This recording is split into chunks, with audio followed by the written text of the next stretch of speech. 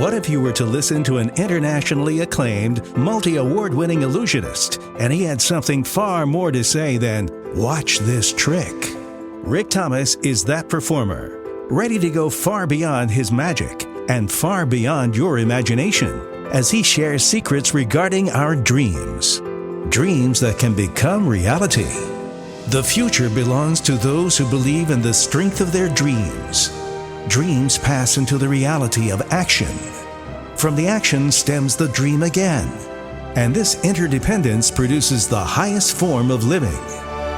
Join Rick and his co-host, award-winning broadcaster Tammy Trujillo, for Nothing Happens Until You Dream. Indulge your mind and take a journey never to be forgotten. A journey connecting all of our dreams as we chase them together. Well, Rick, in this episode, we're on chapter 40 of your book, The Tiger Whisker, and I'm really looking forward to this one because I just love the title.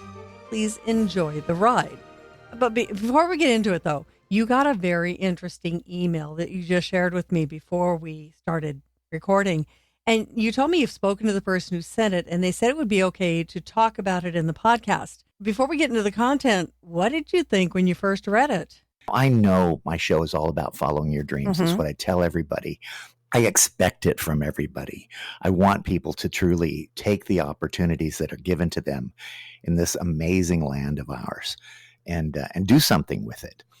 And, and I say these words, and sometimes we all think that sometimes they're thrown out on deaf ears, right? And follow your dreams, do this, do that, whatever it may be. And you hear a lot of those self-help kind of things, and whatever it may be, I do my best. And I sometimes say all of this in my show. For me personally, it helps me head in the right direction. But when you have somebody write you a paragraph or two that is extensive on their life and the effect I had on their life, it was the reason why I wrote the book, The Tiger Whisker. Because everybody who has listened to the podcast and knows about it, that everybody has a tiger whisker to give to somebody else. You can do the littlest thing in your life and could be the biggest thing to somebody else. And this kind of happened to me today. Now, I'm also going to preface it by saying it moved me because, ready for this? Yeah. It was a 19-year-old. Oh, I know 19. about those. Yes. Okay. Now, I say that because the amazing youth today who are challenged in so many ways and forms are trying to get their act together, just like we did when we were at that age. Oh, yeah. And I perform for families, everyone from 2 years old to 102. And I sometimes think that my stories and what I share affects parents, Right. Grown adults, people who've already lived their life, right? Follow your dreams, continue to follow your dreams. And when a 19-year-old takes the time to write something that I just sent over to you, that moved me. Well, I teach college, as you know, so I deal with this age group an awful lot. And they are listening. They are listening. But it is sometimes tricky to get them to act. And that's what impressed me about this email. So this email came into you from a young man, and we're able to say his name is Luke. Yes. Yeah. And I wrote him back immediately. I said, I will respond to this. I promise I'll respond to this, but may I share this with those listening today? And he said, yes, I thank you. And I think it's something that people need to hear as well. So he appreciated it. And yes. Well, he starts out by saying said, he's a super fan. And we know he came and saw the show over the summer. I guess it would have been last summer. Last summer, okay. Yes. And he enjoyed the magic, but he got something more. So go for a little bit of what he said. Well, first of all, he said he couldn't quite get the message of following your dreams out of his head. He got it, but he didn't get it. He said it was there, and he said it just kept going through his head, I guess, over and over again. And he's actually in college now, wanting to become a teacher. Okay. Just like you, teaching your students, as you have for an extensive period of time, Long time. And dealing with all walks of life. And he writes, he says, college is hard. Yes. And he has begun in his college his efforts to tutor students, children. And the response was extremely difficult. Yep. He says he felt depression and wanted to give up on everything, contemplating quitting college. And he said, I thought I could just work at my old job for the rest of my life and just call it quits on everything else. And then the second half, it goes from there. And that kind of sets it up for somebody who was desperate, somebody who was frustrated, hugely depressed, going through college. And I mean, let me tell you this, for those people that go to college and expect college to have all the answers. No. It doesn't. It really doesn't. And I know the frustrations. I have a son who also graduated from college. And when they do so, they live a very structured life in college. They're told where to go, what to do, what to say. Exactly. Yes. And when they're fed, all that. And then you get out of college and there's no plans. There's no directive. You're in an open world, which is awesome. Anybody who plays video games, I love open worlds. I don't like it where they point you down a specific path. No. And you have to go down I love the open world. But after college that has kept you on this path, you're now put into this open world, and it can be massively overwhelming. Well, you're in charge for the first time in your life from the moment you were born. When you graduate college, it's the first time you're 100% in charge of your life. The decisions are all yours to make or not. If you think about it that way, it's the first time you're like 22-ish, 23-ish, and there's nobody telling you, do this next. Yeah.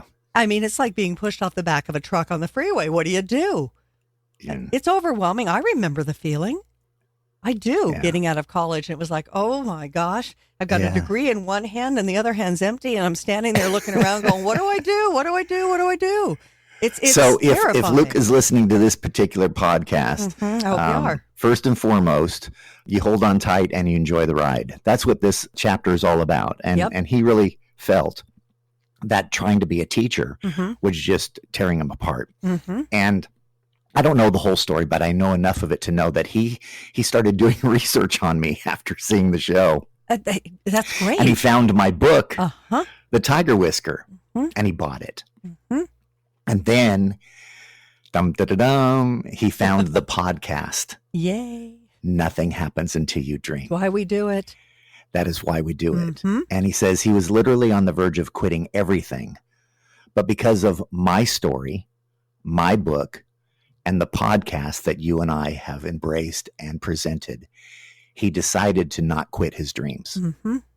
Because of, I guess, what we have been presenting. He decided to continue to go to college. He decided to continue to dream. And he thanks me, and he writes it in this way, for saving my life. Well, I think you did.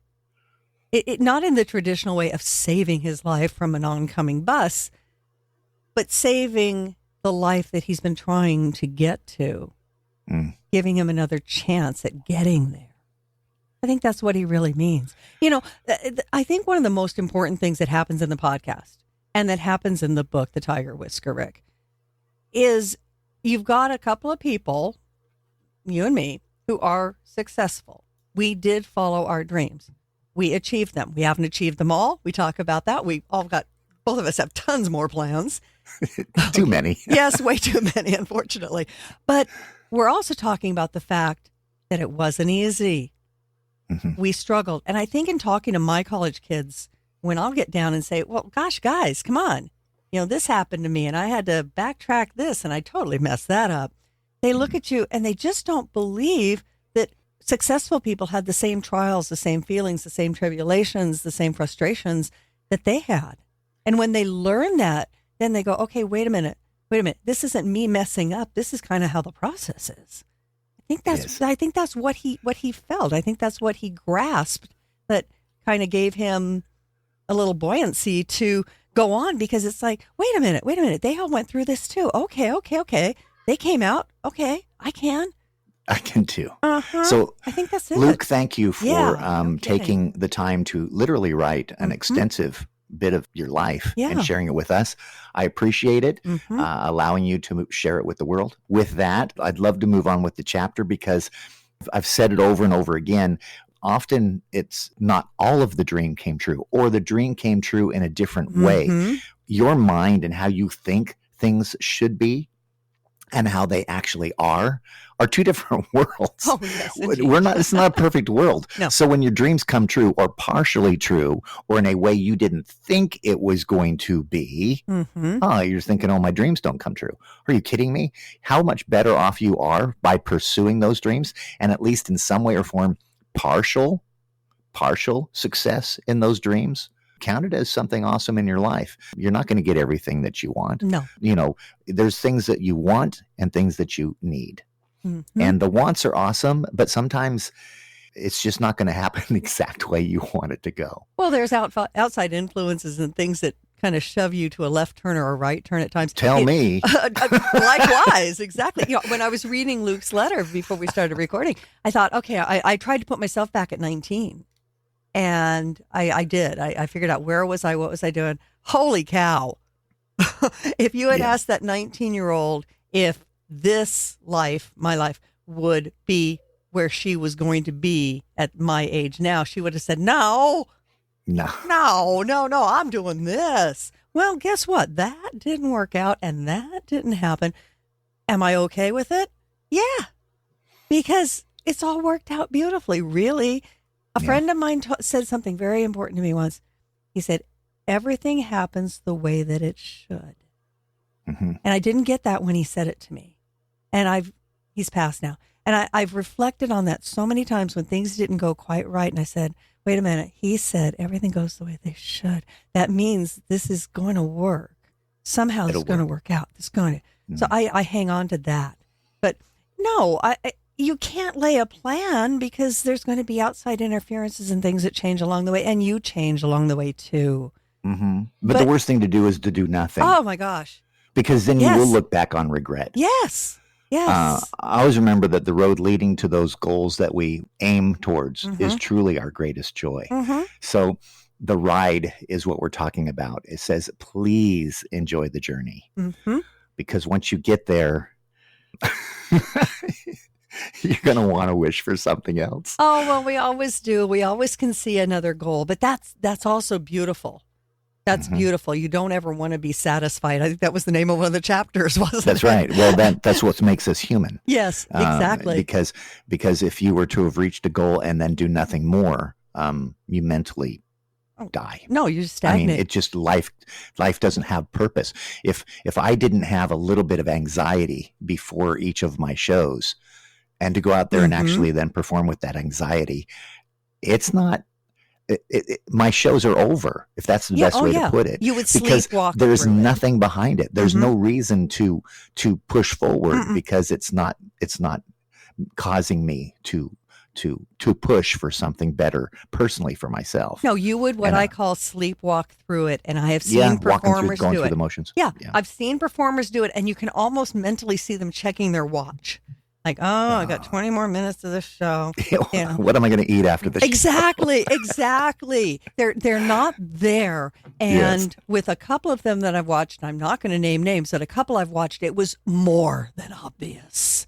I felt bad for them. I thought, my gosh, you're just blowing this because it could be such a beautiful experience. And I know you've done the show 582,000 times, but my goodness gracious. I don't sleepwalk through anything. The minute I feel myself starting to do that, I either wake myself up or I decide, you know what? It's time for you to do something else now. Put yourself in check. So with you, your whole thing started with dancing, ballroom dancing. And I've never really asked you, and I want to ask you this as we get a little more into the chapter. Were you happy ballroom dancing? Was that like, oh boy, this is what I really, really, really want to do? No, I say this literally often in the show. I tell people about my dancing career, and I say my parents taught ballroom dancing, my grandparents taught ballroom dancing, and my sister and I were forced into ballroom dancing. And I do it as a little bit of course, that moment of catching the audience off guard, a little tongue in cheek. There's a point in my life where I was dancing and I was over my grandmother's home, and we were rehearsing and practicing for these championship competitions every day after school. So I'd finish school, go straight over to my grandmother's. Mm-hmm. We would rehearse from 3 p.m. till dark, 8 p.m. Usually have dinner over at my grandmother's, and then head back home and go to bed and start the day over again. But fun instead of going out and playing baseball and riding your bike and doing all that crazy kid stuff, right? Yeah. Yeah. And I fell in love with magic at the same time. So my magic was my escape. And that's why at the competitions, they would say, my mom would say so often, she would find me underneath one of the tables in the ballroom doing card tricks. I'd be sitting under, where's Rick? He's got to be up to compete. Where's Rick? He's under some table. He's under the table doing card tricks. I love that. You never told me that. That's great. So I think it's I think it's all good, and everything that as you go through life, what's amazing about it as you look back on life is all of that makes you who you are today. Oh yeah, you take something from it, good or bad. It makes you who you are. The dancing was critical for me. It made me comfortable on stage. For my height, I'm 6'4", and dancing helps me stay on my feet without falling over. And so there's just a lot that you learn along the way. And I found that that's my greatest happiness. Actually, sometimes I feel pretty depressed once I've reached my goals. I feel empty, but that emptiness inspires new dreams to grow, which often becomes your new greatest joy. And it's so important today just to continue to chat about where I was in my life, what I did. Of course, I competed in the ballroom dancing. They drove us across the country to compete in all these beautiful grand ballrooms. And in the process, I also got to see a lot of this amazing, beautiful country of ours. And I remember this one particular moment when we were driving through Las Vegas, and I pointed at that time to the Tropicana Hotel. And I told my parents, someday I'm going to perform there. Someday I'm going to be right there at that hotel. And my mother looks at me and says, okay, whatever. She said, yes, you can follow your dreams. And if it happens, it happens. And basically I could hear in the back of her voice, yeah, right. My son's going to perform at a big resort and casino someday in Las Vegas. With the card tricks he's now doing under the table. Yeah, maybe not. Well, parents hear a lot of those statements from their children, don't they? Yeah. Yes, they do. Yes, we do. But, and you know what? I even do as well as myself. And I wish and hope for the best, because I truly know that the road to success is literally, you just cannot stop. Exactly. You must press forward. And even this wonderful email from Luke, he just said, I just felt like quitting. And he said, I read your book and I listened to the podcast, and he says, I've decided to continue on and push forward.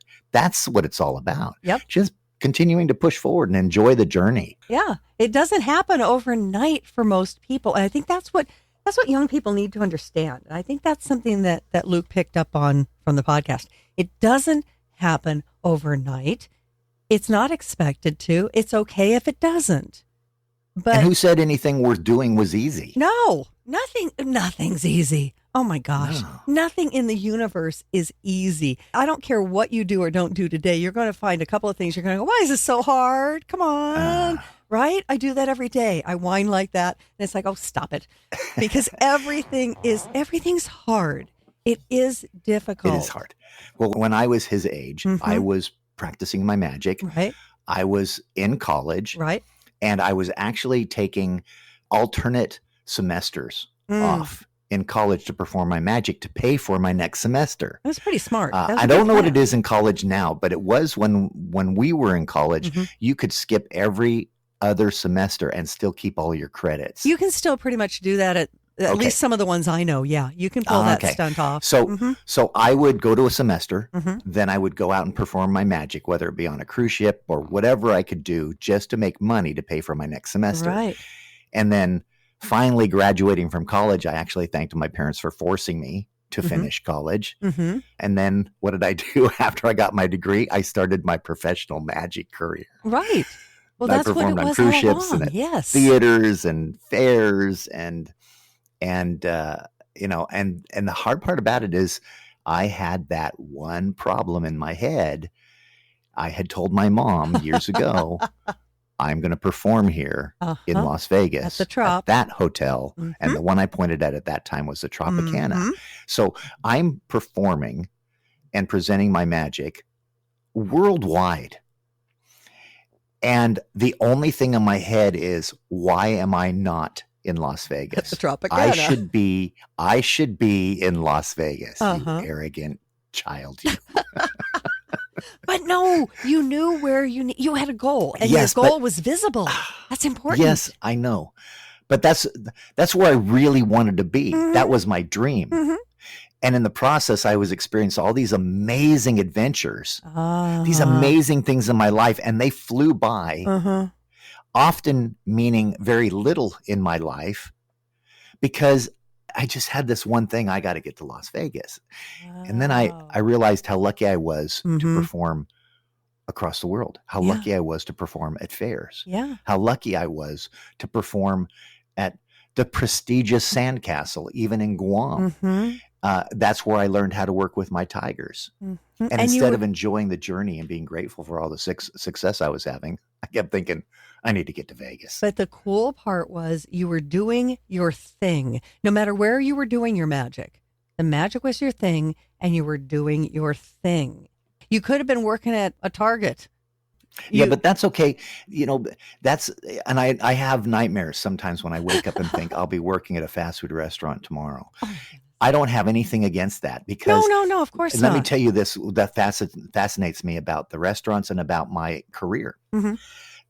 When I was growing up and I was in my younger years, I was a stock clerk at a drugstore called Save-On's Drugs. Yes, I remember them. And I stocked the shelves for a few years. And I was a stock clerk. I was the low guy on the totem pole. And then they moved me over to do cash register, and I learned to do cash. And then one of the floor managers, one night while I was literally cleaning the floors, I was cleaning the floors of the entire store, and stocking the shelves is exhausting. It was, and remember, to be a lot of work. So I commend all those people that work so hard in their jobs. And he put his arms around me and he said, "Hey, you know what, Rick?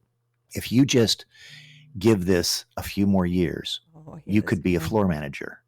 And a few more years after that, you can be a store manager." And he said, "And then you can be a manager over many of these stores." So when I talk about working at a fast food restaurant, those people who start there are also people who now own those restaurants. Right.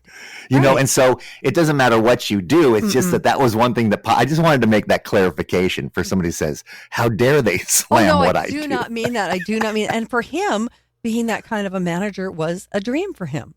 It was. That was his dream. Yes. Yes. And he was telling me, "Rick, do you know what you can do? Do you know what you can be?" And I can tell you those thoughts were in my head. Wow. You know what? It's right. I could do that. Yes, you could. But I like my magic. Well, see that to me is such an important difference, because I worked at Carl's Jr. My goodness, that's what I did. And when I first started out, that was my first real paying job, so to speak. But I've always said, if there is something that you really want to do, find a way to do it somewhere. The where doesn't matter. The fact you're doing the thing matters. And that's what you were doing. You were doing the magic wherever you could. Wherever I could. Taking on the jobs. Yep. That to me is key in achieving the dream. You've got to find a place to do the thing, whatever the thing is.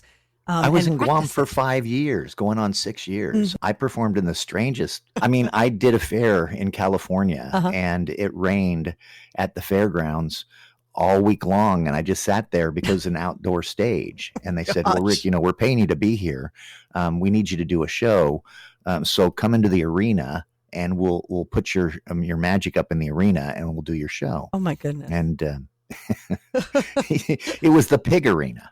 Oh, of course. It was where they show all the pigs and the hogs and the. Okay, so first of all, the smell was not pleasant. I guess. And they took plywood boards and put it in the center of this arena, where it was just dirt and mud, and you can imagine. And the audience sat in a semicircle around me in this arena, and I did my magic. Oh, wow. So no one tell me, oh, I can't believe Rick Thomas, look what he's done, look who he is. Are you kidding me? I would do anything. I would go anywhere. I would perform in the pig arena, whatever it took. I embraced those moments. At times I thought I should be in Vegas. But don't they call this paying your dues? Paying your dues. Exactly. Okay, so let's talk about getting to Vegas. All right. So I make it to Las Vegas. Yes. And after a few years, you know what starts to happen? It feels like a 9-to-5 job. Every day is the same thing. Cleaning the tigers, traveling to the showroom, presenting the show, taking the tigers home, having dinner, starting all over the next day. Rinse and repeat. I finally realized that the journey was as important, even more so than the destination. And I look back on my life and rediscovered all my accomplishments before I even got to Las Vegas. And I realized those accomplishments brought me my greatest joy.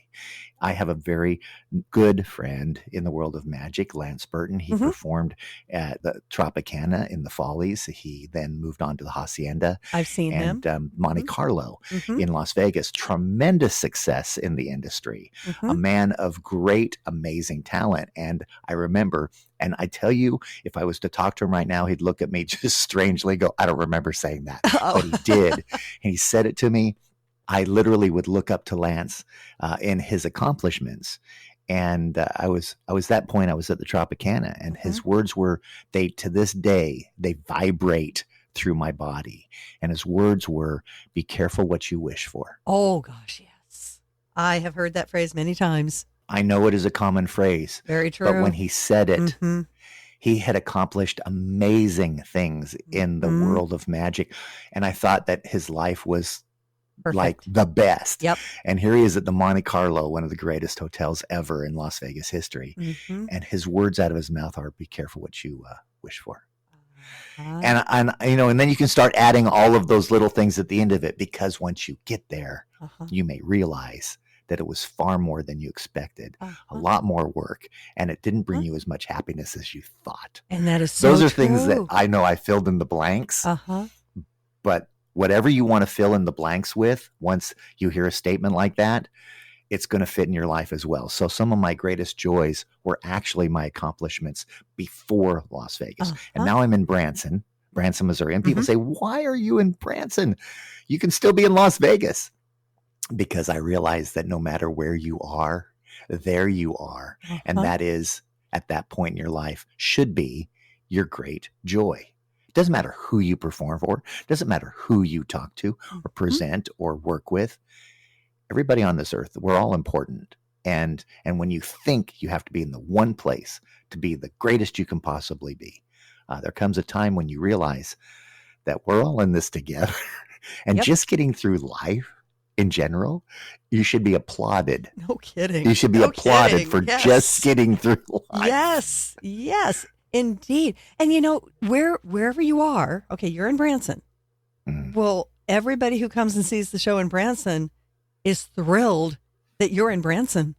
Yes. Because that's where they get to see you. So to them, you're exactly where they want you to be. You're exactly where you should be in their minds. And nobody's saying, if you're in Vegas. Okay, but if you were in Vegas, they wouldn't get to see you. So for them, you're exactly in the right place. We're always in the right place. We really are, to the people who are around us. We may want to go somewhere else, but you're not in a deficit place. You're in the right place for the moment. For the moment. And sometimes even in Las Vegas, being there as long as I had been, I disappeared. Let me explain. I disappeared from the rest of the world around me because it's its own little miniature world out there. And one of my great joys is now that I am presenting in Branson, I can also go back, which I do often, and present in Las Vegas. And I can also tour and bring my show worldwide. We just finished performing in Australia, and we are planning so many more tours across the U.S. and the world. And I couldn't do it if I was just still in Las Vegas. Right. Now, it kind of sounds strange. Yes, Rick, but whatever it is. But I enjoy just being where I'm at, doing what I do, and having the opportunity to take my show to other places where somebody who may not be able to get out there, they can now see the show. What you're saying makes sense. I think when we're young, we try to speed through everything to get to the goal. And it's funny, when I get together with people, friends of mine in the industry, what do?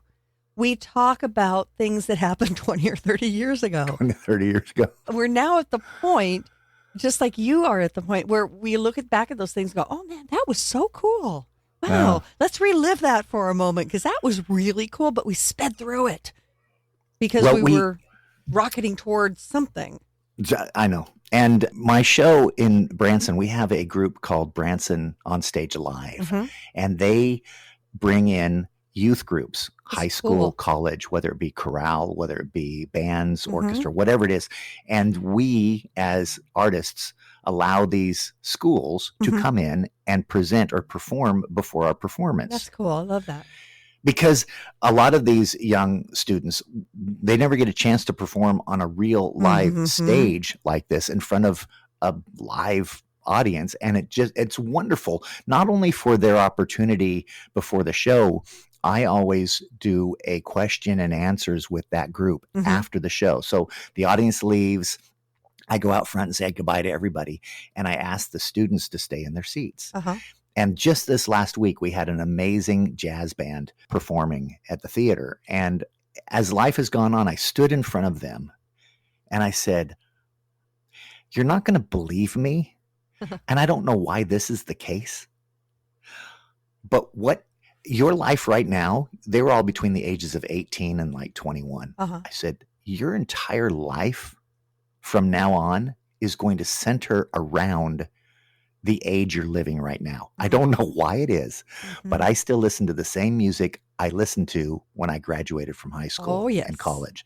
I remember, I feel like I'm 21 years old in my mind. In your mind. And I told them in my mind, and I told them, and I said, I don't know why, but for some reason, that is an extremely important part of your life. And you're living it right now. And that's going to carry you through the rest of your life. You're going to remember when I'm gone and you're my age, you're going to look back and you go, wow, I really have been living my life as I was when I was 21. And I think that when you brought that up, when you were with your friends and those people you get what are the things you talk about? What happened 30 years exactly. ago? And we do.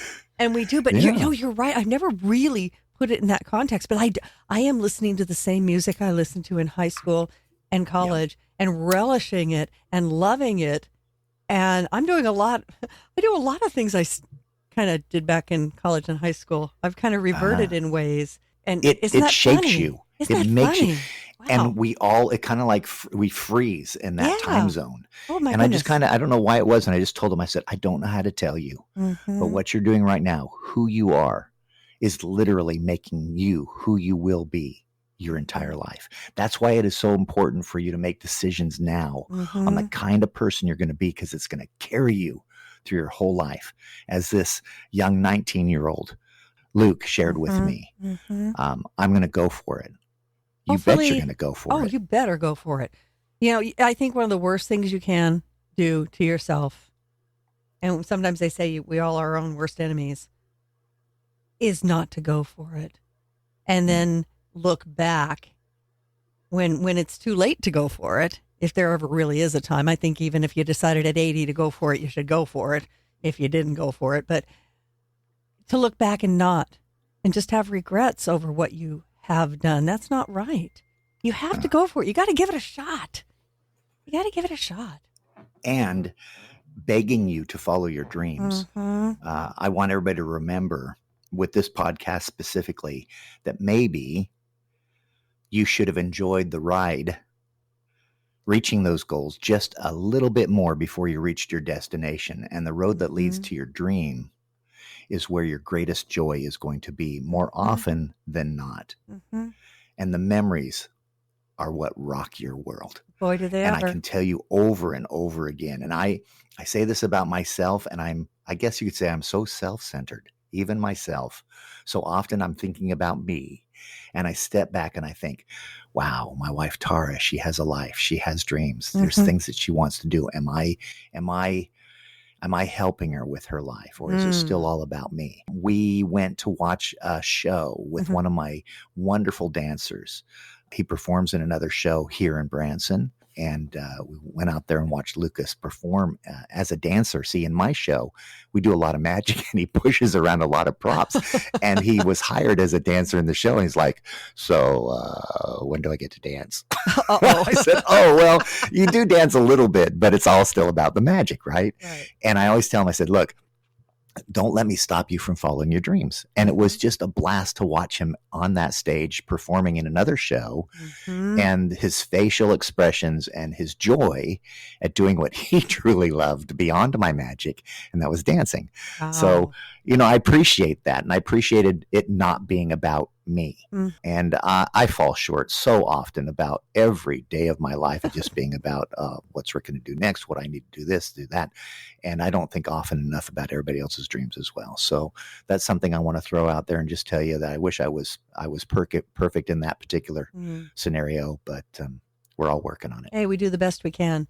Hey, Luke, I hope you're listening to this episode. You go for it. Don't let anything stop you, man. Go for it. Well, Rick, one more thing we've got to talk about before we end the podcast is going for something else. Yes, that's taking care of your responsibilities. Financial is one of the things that can really drag you down. Not having a secure financial situation. I've talked to lots of people, and that stops them from going after their dreams. So you have been working with precious metals for a long time, and you've found that it is a way to be a little bit more secure in your life. And that's something that you're willing to share with people. I hope I don't get slammed for asking if I can use a name in this, but last night, late, we were putting a new illusion in the show, just myself and Drew, one of my tech directors. He is phenomenal in everything he does on stage. And we were stringing cables to work on the chain motors that are going to do some magic with one of my motorcycles. And he and I are just all by ourselves, all alone, working away. And he says to me last night, and I hope he doesn't get mad at me, but I'm doing it because it's just the way he said it and how important it is. He just said, how's the gold and silver going? And I said, wonderful.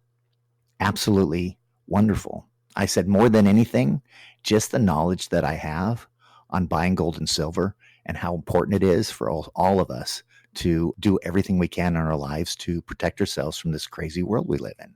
So even last night, within a 12-hour period, while we were working like midnight, I think 1 o'clock in the morning, and that was the question he asked. He said, how's the gold going?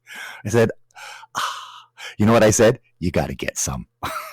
That's all there is to it. You got to get some. But, when I talk to people about that, they hear it on the podcast and they're like, what are you guys talking about?